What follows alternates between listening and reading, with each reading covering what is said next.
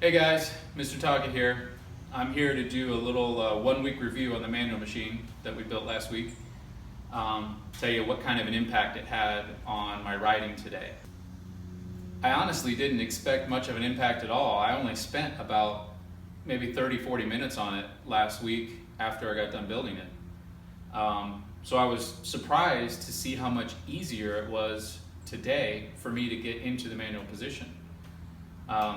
Before last weekend, before building this thing, I would have a difficult time getting into the manual position. Though I could get into it, I thought I had a more difficult time holding it. But I thought between the two, I thought I had a more difficult time holding it than getting into it. But after riding today, I can see that the little bit of time that I spent on this thing really helped me get into the manual position much more easily.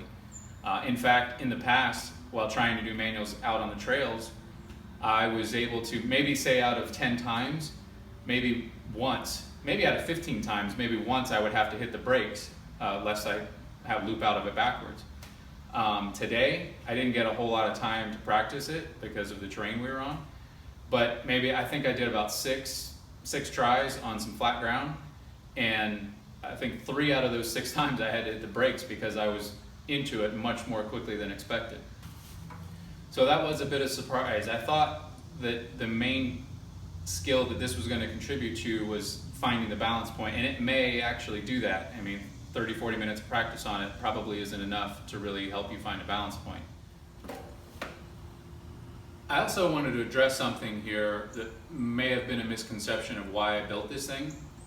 I don't have any delusions of grandeur to think that by building this, I'm going to get so good at manuals that I'll be YouTube famous for doing mile-long manuals down a hill. Rather, I built this so that I could get my body and my muscles used to getting into that manual position. It seems that just about everything you do on a mountain bike that's airborne in some way, shape, or form starts with a manual. When you go to bunny hop, the first move you make, you load the suspension, you lean back into a manual position, and then hop. So you need a manual. When you go off a drop, you manual off of a drop. When you go off of a jump, it doesn't often get explained this way, but I think the main skill is you manual your front wheel off of the lip of the jump. So that's what I built it for. I didn't build it so that I could, do crazy, sick, long manuals all over the place. I just built it so that I could get my body used to getting in that position and getting in it quickly so that it becomes second nature.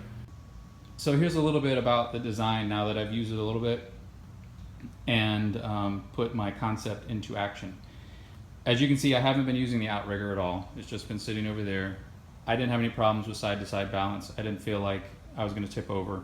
Everything seemed pretty fine. If you're brand new into mountain biking, maybe it's a good idea, but if you're not and you're just wanting to work on your manuals, then I would ditch the 1x6 outrigger, which means you can ditch this piece here and mount this directly to the 2x6. The other thing I was thinking initially is that you could cut the front of this off and it wouldn't be a problem.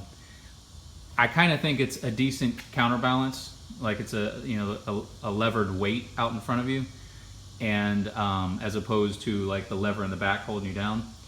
So if you wanted to do that, if you didn't need the eyelet in the front, the little eyelet here, if you didn't need that and you wanted to make it more compact, I might suggest just adding about 8 inches further back here to act as a little lever to hold you over.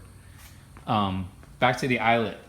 Obviously I haven't been using a strap on it, but I have a skateboarding background. I'm used to jumping, falling, landing on my feet, that kind of thing. So it hasn't been an issue for me. If you're new into mountain biking and you're going full force and trying to use this thing to learn how to manual, I would use a strap until you get more comfortable with bailing. Also, if you use SPDs or some type of clipless pedal instead of flats, I might suggest using this strap also.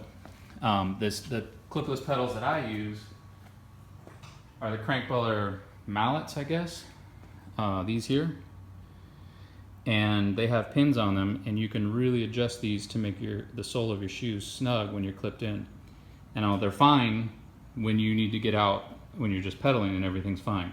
But if you have all of your weight on them, if you're standing up on the pedals, and you try to get out of these, it can be difficult. You might not get out to the last second. So I suppose if I was using clipless, I would probably put a strap on the front, just because I know how it goes when you have all your weight on your pedals, on these clipless pedals, and they don't come out very easily.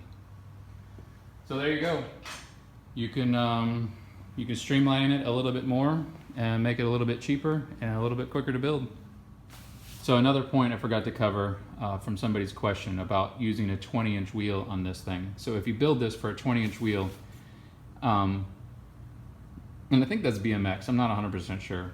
Unfortunately, as a kid, I even though I desperately wanted one, I didn't get a BMX bike. But I'm not bitter about it, so don't worry. But this piece here only has to be 2 or 3 inches above your axle, I think, and I'm not an engineer, but I think as long as this is 2 or 3 inches above your axle, I think from a leverage standpoint, you're good. And so whatever size wheel you have in there, if this is just higher than your axle, then this piece here is always going to shorten up with it. So even if you had a derailleur cage, cassette, or a disc brake on your BMX bike or your 20-inch wheeled bike or whatever it is, this piece should never get into those parts because it's always going to be shorter and smaller depending on whichever wheel's in there.